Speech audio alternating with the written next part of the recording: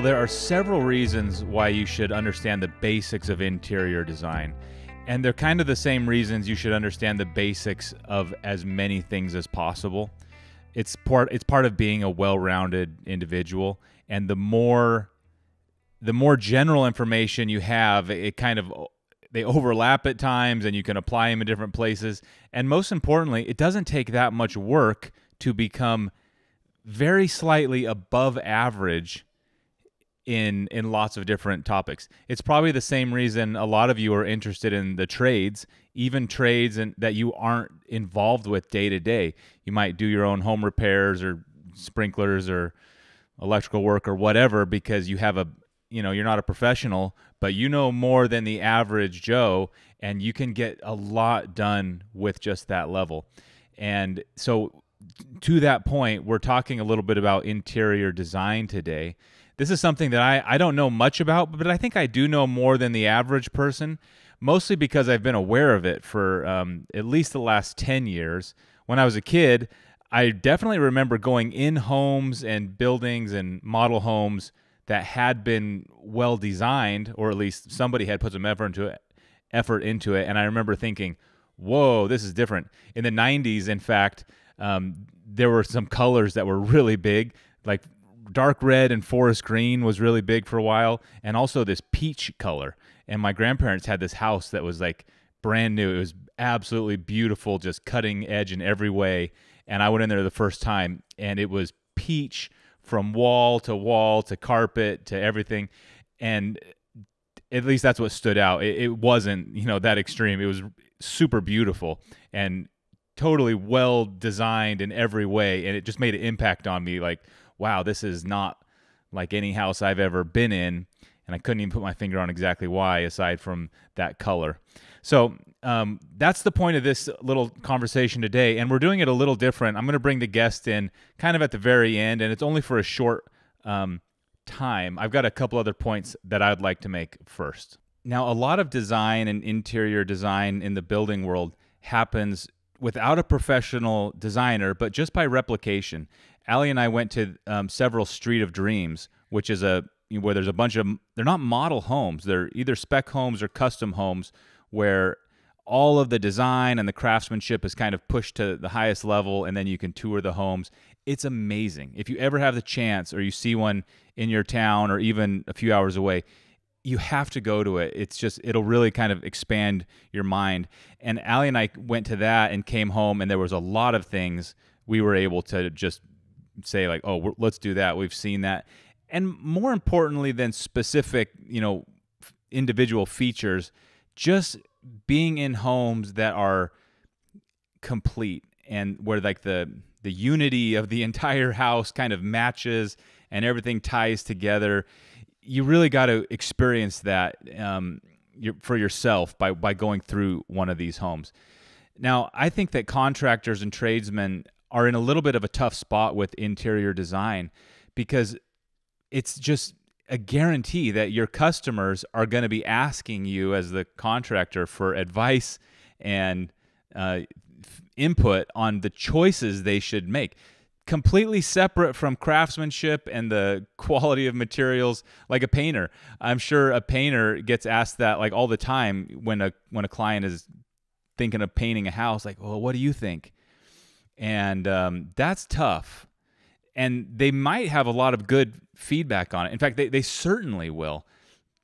But it just puts them in a tough spot because what I've learned about design is how important, the big picture is, that the style of the whole house matches completely, even that the various rooms match completely. And then of course, and I'm really weak on this, my wife would tell you, but like white does not mean white. There's 199 different whites that are all can be quite different. And so if you're a contractor, not only should you at least familiarize yourself with interior design in order to have better input for your customers and your clients, but it almost feels like the more you become aware of it, the better you'll be.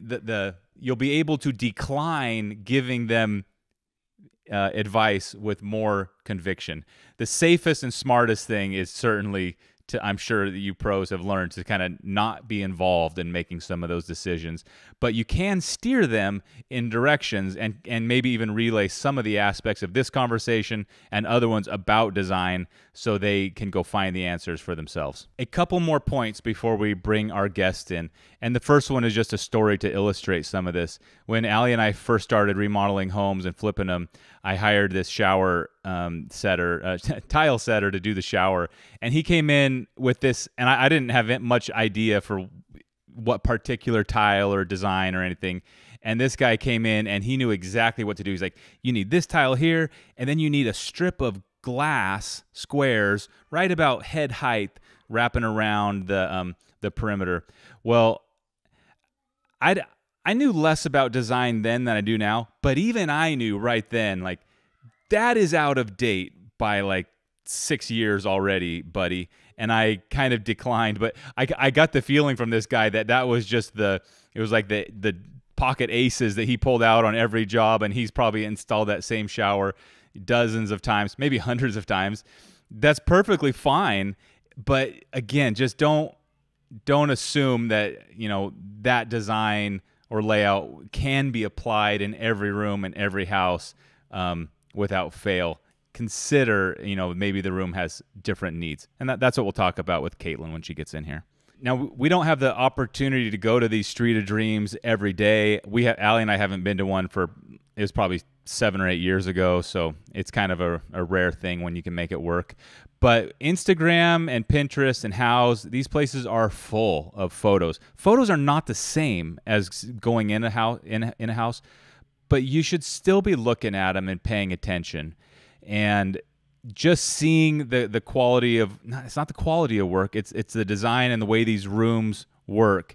It just feels like it's good, like programming and just general understanding of what people are doing out there. The other factor about this tile setter that should be mentioned is this guy must really personally have loved this shower and really felt like it looked great, and it did. But it's easy for contractors and tradesmen to carry their preferences into some of these decisions, and it makes sense to continue to get more information and more.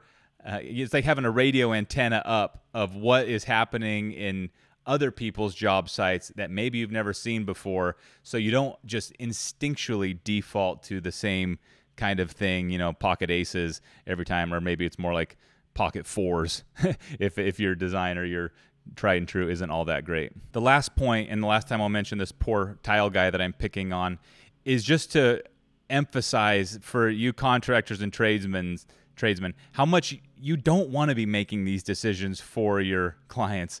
The painter we used on the spec house was great at this because we were having not a hard time, but just trying to get a lot of feedback, and we asked him, what do you think? And he was just instantaneously like, it's up to you. He was wise. He wisely kept himself out of making that decision.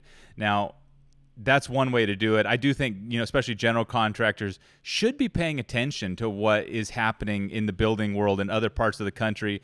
Instagram, Houzz, Pinterest, you can get a lot of really good, not just ideas, but like just see what other people are coming up with. And it's not other people, it's professional interior designers, where instead of just looking at, one cabinet detail or one, built-in that's really beautiful, some of those pictures will show you the entire room with furniture, everything in context, and there's no reason why a general contractor shouldn't have that as a regular, kind of like continuing education, just coming into them. So add a couple of those accounts to your feed. Some of the ones that Allie and I have on our on the Essential Craftsman feed, Light and Dwell, they're actually Oregon local team. The Fox Group, Kaitlyn Wilson Designs, and the other one is Amber Interiors. And I guess the actual other one is Iconic Design Build, who is our guest today, Kaitlyn Wolfe. Kaitlyn is coming in here to just talk about some of these topics. If there's some redundancies from my end, I apologize. This was a week ago or so. And since this discussion, I've been thinking about it not quite nonstop, but a lot. And I've just been thinking about how design and this, it's really an art making these decisions, and it's judgment calls. You know, there is not one right way. If you're an electrician, you have a code book and you know whether the job's done right because it's built to code. Like Larry Hahn would say, that's the code. Well, there is no code with interior design. Now there are principles. You're paying attention to contrast and symmetry and rhythm and unity, and I don't know all of them, but they do have some general principles that interior designers follow. But again, it's a subjective thing. And her work is beautiful. I'll add her to the list, but let's bring Kaitlyn in. She knows what she's doing. She's actually much more than just a designer. She's a contractor. They build homes, and I would say, and this you know this by now, but just like everything else, these designers have styles of their own, and when you look at a whole portfolio, the style kind of comes through. And Kaitlyn's is amazing. You really need to see it. It's a lot more. I don't know exactly how to describe it. To me, it feels a little more masculine than some of the other ones that I see regularly. I just really like it. She's in Arizona too, so I really love the desert and appreciate the type of the design that complements the desert well. So big fan. With no further ado, let's bring in Kaitlyn Wolfe from Iconic Design Build. There's some like trades, I'll say, or skills where you really can learn just like a few principles, and then you can kind of like fake it or like skate along or get a decently long ways by just following these like basics. And I'll give you an example. When I first started doing real estate, this realtor who was helping me, I was doing flips. She's like, what you got to do is when you're picking out all your hardware, always get the same color. And I was like, oh, okay. And so at the time, brushed nickel at like low end homes was really popular. And so I just like locked in on that. And I was like, if it's metal, it has to be brushed nickel. And that was like this very simple thing that, and like I said, it worked fine. But then later in my life, I go to this house and it was so beautiful. And every room had its own different hardware. And so I kind of learned right then, like, oh, the pros can break rules whenever. So my point, Kaitlyn, can we got an audience of contractors and DIYers, weekend warriors, mostly men who are not design experts. Are there some basics or some principles or some rules or some tips you can give to help guys get more, I don't know, at least just understand design a little better? Yeah, I think there's so many different parts to it, and every project is different, every client is different, every style. So, and some people maybe specialize more in one particular style, or maybe they do kind of an array of styles depending on the client or the home. But I think in general, when looking at everything, I feel like the design principles that I pretty much follow in every space is balance. I think that that's like one of the biggest things, and that maybe sounds general, but for example, like if we're doing, I mean, more than likely we're not going to do, let's say, one tile, let's just say in an entire bathroom. So when I'm pulling in different tiles together, one might be, more of a grid pattern. And then the next one might be more of an organic, whether it's a terrazzo or a marble veining. And then that kind of complements the more gridded like pattern. Because I feel like where people go wrong is they pick tiles that compete with each other. So like they'll do like a small grid on the floor and then a large grid on the wall, but now your eye is looking at all these lines. So I think lines is actually a huge one. I'm always looking at lines in a space. So like if one's more rigid, then I want the wall more soft. And so I think it's like looking at that balance. I think in terms of what you mentioned with hardware, we definitely use more than one in basically every space that we do, but we're doing it intentionally. So you're not really going to want one piece in a space to just be that one finish. You're going to want it repeated at least one other time. And we usually wouldn't go more than 3. But so let's say your hardware and your mirror are the same finish, but then your lighting and your plumbing are the same finish. So that's kind of a way that you can like mix it, and also not condensing one finish into one area and the other finish into the other. You're kind of mixing it together.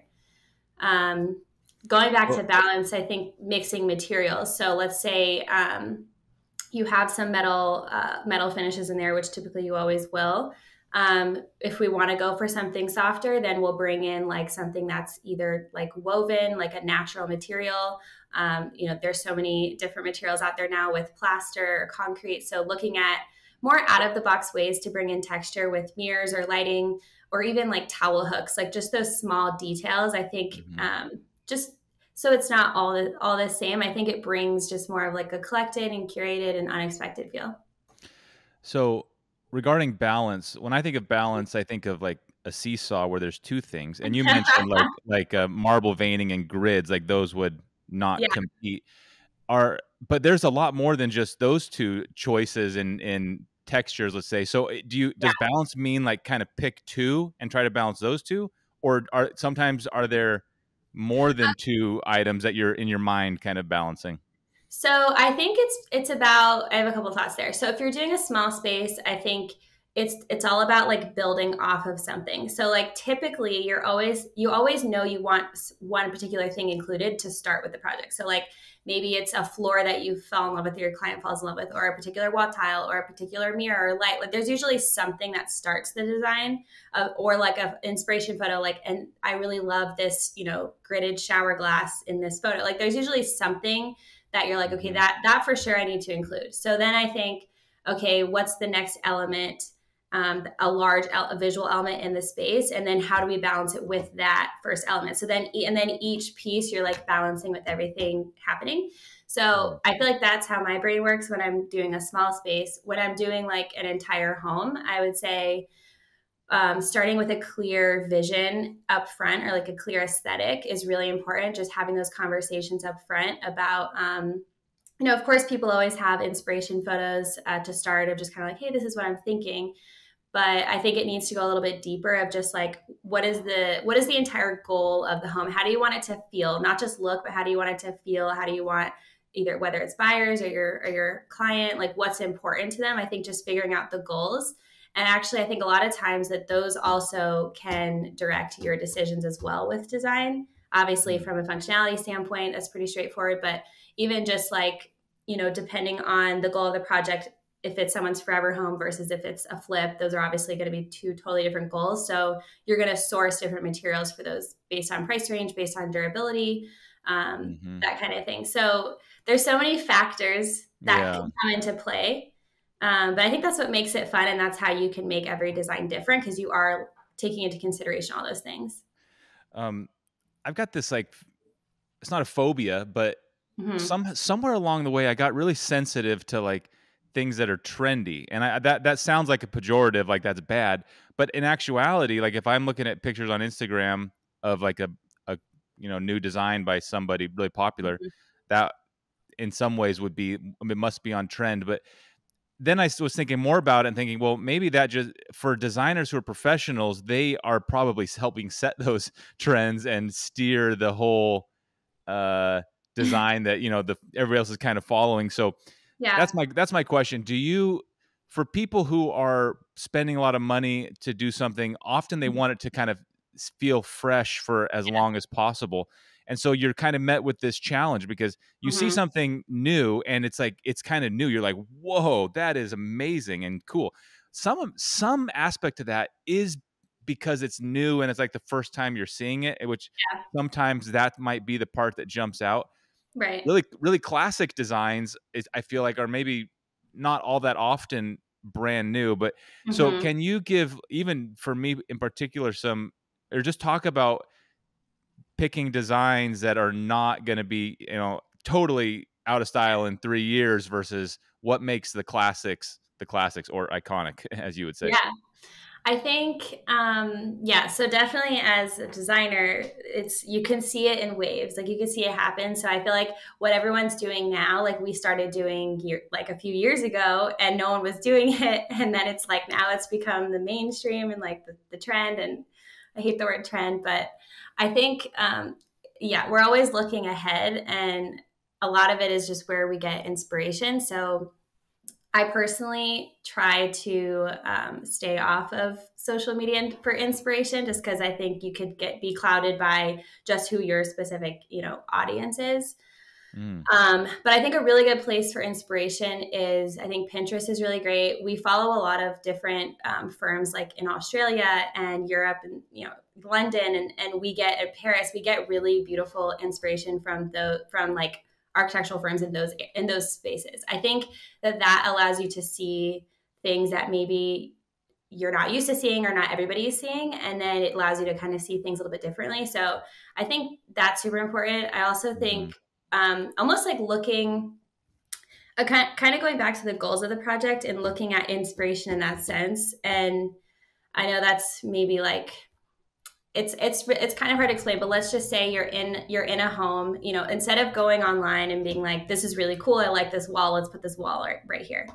I think it's like, go in the home where this is going to happen and look around, and Mm-hmm.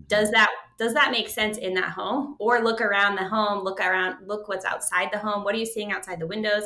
What kind of architecture is the home, and research that kind of architecture. Like, I think it needs to go a little deeper and just like, does it make sense? And again, I think that maybe that's hard for everyone to like even know they how to answer that, but that's obviously why there's designers out there. Yeah. But I think it does help to do that. And then I think if you are designing for like a homeowner or a client, um, we're always asking them, where do they love to travel, because a lot of times where they like to travel is where they feel the most relaxed, and obviously we want to feel relaxed at home. So like if somebody Oh, loves Thailand, then like, okay, they're probably going to want some of those influences in their home.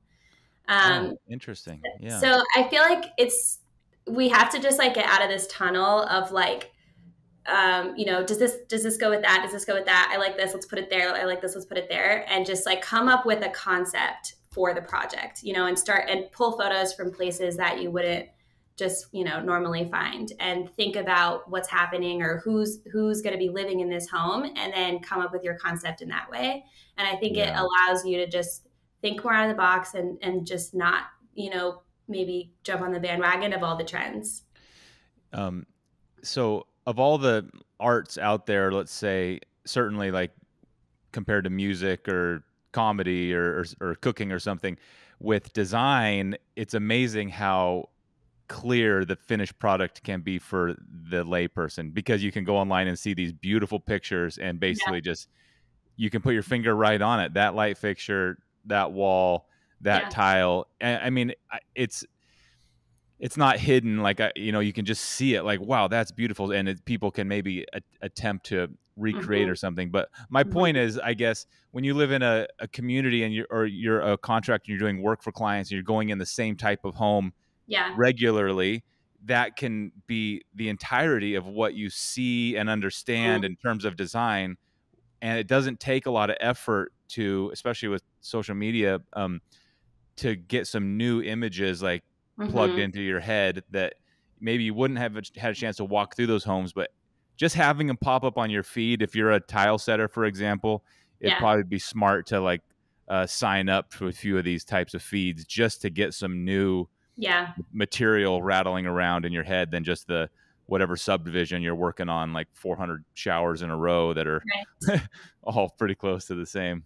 Right. With certain contractors, like, I'll say painters, I mentioned a tile guy, even Hmm. landscapers, when a homeowner is hiring that person, it's so easy, and that's like the first person they can ask, like, what do you think, like a painter, what do you Right. think I should pick? And the wise contractors will say, they'll zip their lip and throw away Mhm. the key. Yep. But as the person maybe paying him, like myself, I genuinely want to know, because I'm like, you do this all the time. You've seen so many. So Yeah. they're in a tough position, because the client often is wanting them to do your job, or at least take a stab at it, but it's so Yeah. dangerous. So Yeah. what do you think these types of contractors, people, should say in that situation? Maybe the budget doesn't allow for a designer, or maybe it does. What does it take to get some professional help for these people? Yeah, that's an interesting question, and I thought about that because so I'm also a general contractor. So we're an interior design firm and a contractor. And prior to me starting my own company, I worked for a general contractor, and so we were in that scenario all the time. Like we basically did free design, which Mm, was crazy. Like we were doing drawing, like it was. it didn't make sense. And I knew when it didn't make sense, like we should be charging for that. So I think that that's a big part is like you said, like the client doesn't have a designer, or they're not interested in hiring one, or they don't have, they think it's too expensive. So the contractor falls into designer role, but that's really not their, I mean, it's kind of a shame. They're going to spend so much time, and it could be super frustrating with clients that are very indecisive.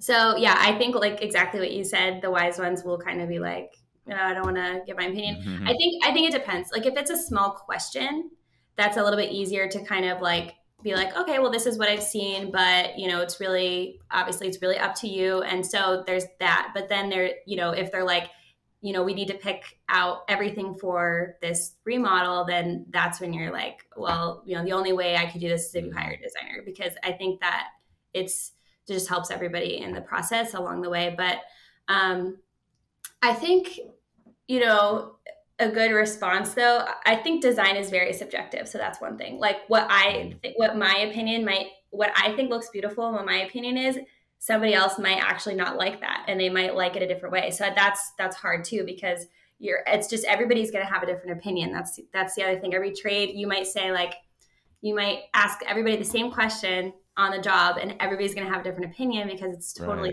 subjective. Everybody has a different personal style, or they see different things. So that's where it could get tricky too, is there's no like right or wrong really. It's more just like what is I think it's just, I go back to the goal. Like, do you want this to feel like super traditional? Do you want it to feel super minimal? Like, and then that kind of gets you to your answer. So if that helps. So maybe asking a question back would be nice. If you could be like, maybe give options like, well, one way is to do it like this if you like something that's more traditional, or one way is to do it like this if you like something that's more contemporary. And so maybe giving like two options, and then letting them say like, oh, well, I want more minimal, so that makes more sense, If I was in those shoes, the thing you started off the conversation with about competing patterns as an example would be a really great point to share. You could say, well, I've heard, let's not do, whatever, Subway here and here and here, because there's three different grids. And so whatever you choose, I would recommend, maybe something along those lines, or, and it's, I don't know, it's easy to be bold when you are like looking at pictures, and when they get in the room, especially like a big shower or something, all of a sudden it can be like, whoa. In fact, I know with designers, there's a lot of not quite trial and error, but where you're kind of getting samples and really looking at them on a table and stacking them up. So to what extent is like that sort of testing or trial and error a part of design? Or are you and your team able to more or less kind of create it, in your head and just off of swatches sort of, or how does that actually work? Yeah. So every firm is different. We do everything. We do 3D renderings of everything that we design. So that's really nice. I mean, I feel like before I start the renderings, I'm already kind of thinking in my brain, like, okay, what's going to look nice? And I can kind of visualize the space already in my head, but obviously I can't translate it to a client just in my head. So, or the subcontractors. So basically I kind of start thinking about it in my head. I'll order maybe some samples of like particular things for that client. And then I kind of pull some maybe samples from our own library of samples that we have from previous projects. So then I can kind of pull some ideas together, and then I basically start plugging them into the 3D renderings. And so I'll try different things, and obviously those are super visual. So I could try a certain tile pattern and be like, well, that's too much. Let me change that, or let me try it on one wall, or let me try it on two walls. And so the 3D renderings are just so great for that. And then obviously we can tweak everything to get it to a point that we have the design done, and then we present it to the client done. So we're kind of doing a lot of our trial and error in the renderings, which again, I think it's really nice to do. When I first started, we were just basically doing like 2D elevations, essentially just for like measurements. So we didn't really have those visuals. And I think it does make it harder. I think having those renderings, you can actually really visualize what the space would look like. And you can also start to troubleshoot things that you might not have thought, you might run into. So you'll be in the rendering and be like, oh, we're going to need, an edge detail for this tile, because, you know, we want to finish it off this way, or we want to add a shampoo niche. And so you're thinking about those things ahead of time instead of buying the tile, it's installed, and then you're like, oh, we don't have an edge detail, and there's like nothing that's going to look good, and now you have this crappy edge and it's ruined the tile. So it helps in a lot of ways. Going through your website and your Instagram feed, the photos and the images are so beautiful, and I wouldn't know how to describe the style or the aesthetic or the brand that you guys have in your design. So I'm sure you do this a lot, but do it for my audience. What type of design style do you guys bring to your clients? Yeah, I mean, we're in Arizona. We're in the desert. We're very inspired by the desert, although we do have clients pretty much all over the country. So for us, we definitely fall. I mean, there's so many categories of design styles as well. So like, I think people also try to just put themselves in a bucket, like traditional, modern, you know, whatever. So I think in terms of the general buckets, we're definitely on the modern side, but we love texture and we love warmth. So I think a kind of general term we call is like cozy modern. But then to get more specific, it just depends on the project that it is and our client. And so we can take that and we can make it, you know, super masculine and industrial and kind of sleek. We can make it more, you know, mid-century modern. We can make it more, you know, natural, kind of Scandinavian. Yeah, so it can kind of fall in any of those realms. We're inspired by nature. We're inspired by clean lines and simple lighting and natural materials. And then but overall, the space is pretty minimal, pretty modern. And then just depending on the client, we can kind of go into some of those different avenues. Sometimes we're using more color than others for clients. Sometimes it's more a lot of white. Sometimes it's more moody, more black. So, but it's definitely kind of in that realm of the Scandinavian modern desert. That's great. So if I was a designer, I just know, or let's say not houses, but I don't know if I was like clothes or cars or something, like 90% of, or at least half of what I designed would be blue, because I love that color. It, for whatever reasons, I was a kid, like this bright blue color. Yeah. Do designers bring like their favorites to the job that like they just can't help but like, I love it. That's, like you said, it is subjective. Does that happen, or are you able to kind of just love whatever color you need at that point, or do you bring like your loaded kind of favorites in? They just smuggle in, you can't help it. Yeah. I mean, when you design like a ton of spaces, there's going to be some fluidity between them. So like there's some particular, let's say light fixtures, they're super simple. So it might not be something you would notice that you see us using all the time, because it's maybe just more of like a staple piece. If it's like a super unique piece that, you know, like it's, whether it's a tile, a hard surface, or a light fixture or something, I don't want to use it more than once, because I don't like having that feature multiple times. So usually more if it's like something more plain or simple, or like a particular cabinet hardware that we love, like we'll kind of repeat those specific things. In terms of colors, I think there is between projects, there's definitely some specific colors that I love, but I also think it changes for me over time. Like I think a year ago, like the colors I was leaning towards were a little bit different than now. So I think it has evolved a little bit over time, but I think we get so much inspiration from our clients too, that there is still enough difference between them. So, but that's what I hear a lot with our lighting selections. And I think just like like the types of materials that we use, those are kind of the two constants that people recognize with our work. Yeah, that makes sense. Because if a client comes and they're like, "Oh, I really love this whatever sagey green color," you could be like, "Okay, good to know. Then I'll put that like in the, you know, first chair." And then about it makes sense that a style or aesthetic would come through over time. And that's in some cases precisely why people might hire a particular designer, because it's for that exact thing. They're like I look at this whole feed, I love all of it. And so they compare that to another one. Maybe you can't put your finger on the exact item that makes it different, but it's the general aesthetic. Well, Kaitlyn, this is super helpful. And I hope for the contractors listening, there's something in here. I'm sure there is. Some contractors and some tradesmen, you know, electricians or plumbers, they don't have to deal with this, luckily, at least if they're doing the rough work. But I think most people, it does come up, like yourself. You obviously have found the design and the build to be so Mm-hmm. connected that you've had Yeah. to bring them into your business together. So it's, like it or not, it is like two sides of the same coin, and so it makes sense for builders, tradesmen to at least understand the rules of the game and understand, how a professional might do it. Even I would never, let the pros do the thing they're a professional at, but you got to at least understand it. So, Yeah. um, I'll leave links to your social media, because I really want people to click it on your Instagram feed and your website. The photos are so beautiful, and it's so, I don't know, you just have to kind of see it to understand. Iconic would be the word. They're just really classic, really beautiful designs. So, any last minute tips for any people, or anything you're working on right now that we should keep a lookout for, that you're excited about, or anything to leave the audience with here? That's a good one. Well, we're moving into a new office. That's some Oh, geez. news. We're Oh, moving. wow. We just started a build out for a new 5,000 square foot office. Oh, So yeah, our team's oh, growing, wow.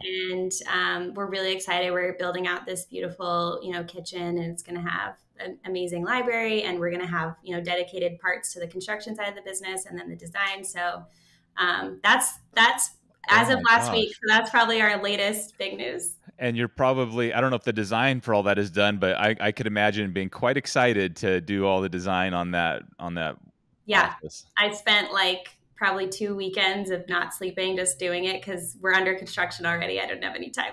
Oh my gosh. Wow. Well, this is really amazing. You are really getting it done, and this is a quite impressive amount of projects and work you've got done. Like I said, your portfolio online is really beautiful, and especially with the new office space, that's kind of like, it's kind of like getting tools, where Yeah. now that you have the tools, Yep. you're like, if you like that, wait till you see what we can do now that we have 5,000 Yeah. square feet. So we Yeah. will, Very excited. we'll keep track, share some pictures of that. I'm sure you will. We'll love to see it.